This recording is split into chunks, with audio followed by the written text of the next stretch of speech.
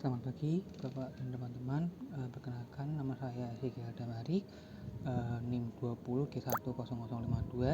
Dan pada kesempatan kali ini saya akan menjelaskan tugas filsafat logika mengenai yang pertama itu dari metafisika, yaitu di pertanyaan tesis jelaskan teori causa prima dari Aristoteles.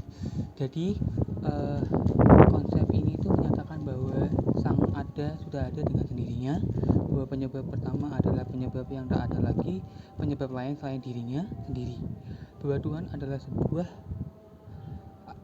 sesuatu yang absolut yang sudah ada dengan sendirinya tanpa ada yang menyebabkan keberadaannya di dunia ini.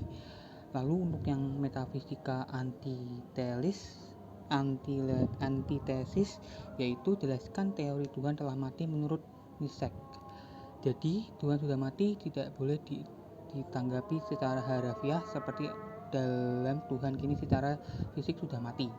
Sebaliknya, inilah cara Nietzsche untuk menyatakan bahwa gagasan tentang Tuhan tidak lagi mampu untuk berperan sebagai sumber dari semua aturan moral ataupun teleologi, dan mengaku krisis yang diwakili oleh kematian Tuhan bagi pertimbangan-pertimbangan moral yang ada, karena ketika seseorang melepaskan iman Kristen, ia mencabut hak terhadap moralitas Kristen dari bawah kakinya. Moralitas ini sama sekali tidaklah terbukti dengan sendirinya. Lalu untuk yang etika, pada pertanyaan pertama yang ditesis, jelaskan argumen logis teori yang mendukung aborsi. Bagi saya itu tindakan aborsi itu merupakan hal yang sah-sah saja karena dilakukan berdasarkan persetujuan dari orang yang terkait, baik dari pihak keluarga maupun dari teman-teman terdekat, sehingga tidak ada unsur paksaan di dalamnya, dan seorang bayi tidak harus lahir ke dunia dalam keadaan yang tidak diinginkan. Pada intinya adalah bahwa memang aborsi di satu sisi dapat memberikan keuntungan bagi negara, seperti menurunkan kepadatan penduduk serta kemiskinan. Lalu untuk yang antitesis, di mana yang menolak itu, dari segi agama pun sudah jelas dikatakan bahwa aborsi sama saja dengan tindakan menghilangkan nyawa seseorang, apalagi seorang janin yang masih suci. Banyak sekali ayat-ayat yang menyatakan bahwa janin dalam kandungan itu sangat mulia. Agama manapun tidak ada yang mengizinkan untuk melakukan pembunuhan, bahkan saat ditekankan hukuman balasan di hari akhir nanti bagi orang-orang yang melakukan pembunuhan sangatlah berat.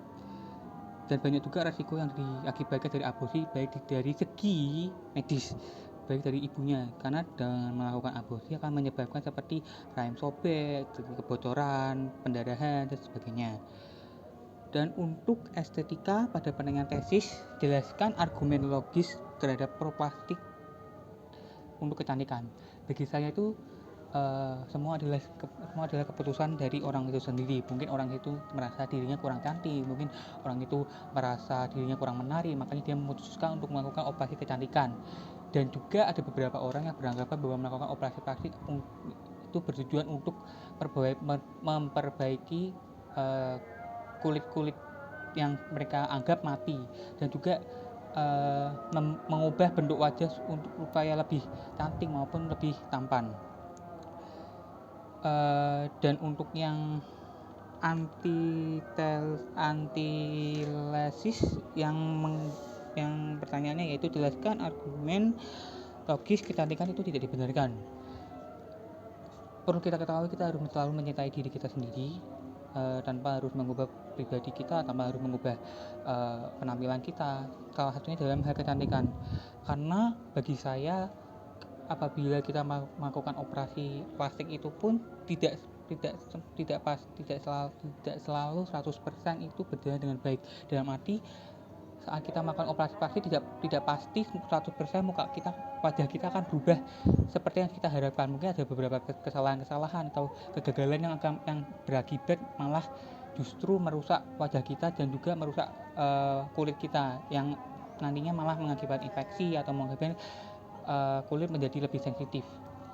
Dan menurut saya sudah tidak seharusnya kita untuk melakukan operasi plastik, karena di agama kita sendiri kita diajarkan untuk selalu mencintai diri kita sendiri. Kita tidak perlu berubah karena perkataan orang lain, tapi kita perlu untuk menjadi diri kita sendiri. Sekian dari saya, terima kasih.